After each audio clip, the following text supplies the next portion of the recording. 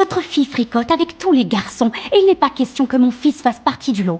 Je t'ai interdit de fréquenter Alice Carlson et je te retrouve carrément chez elle. Qu'est-ce qui se passe? Je refuse que mon fils passe du temps avec des adolescentes qui ont la réputation de votre fille. Maman, t'es vraiment une malade mentale. Retourne au magasin. Je ne comprenais absolument pas ce qui se passait. Mais cette femme folle a commencé à lancer des attaques personnelles. On passe tous sur Alice. Quoi?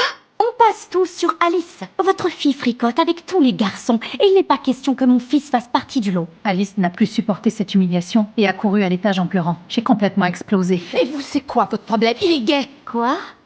Arrête de faire comme si je te l'avais pas dit. Tu dis ça par impertinence. Il dit ça par impertinence. Je suis immédiatement montée pour calmer ma fille au bord de l'effondrement. Finalement, Alice a décidé de dire la vérité. Tout avait commencé à cause d'une stupide fête. J'ai beaucoup trop bu. Quand j'ai embrassé Steven, Quoi? Chérie, qu'est-ce qui s'est passé?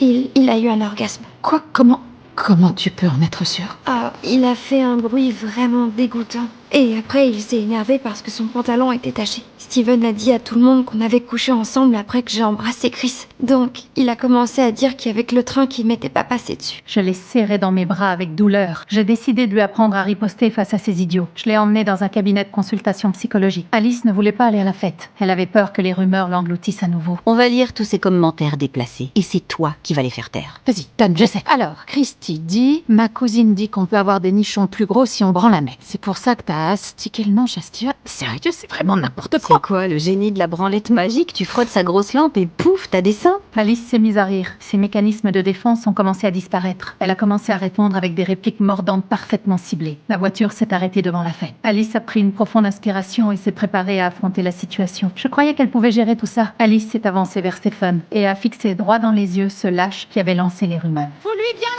Fais gaffe à pas mettre ta machine à laver enceinte avec tous tes caleçons poisseux. Putain, va te faire foutre.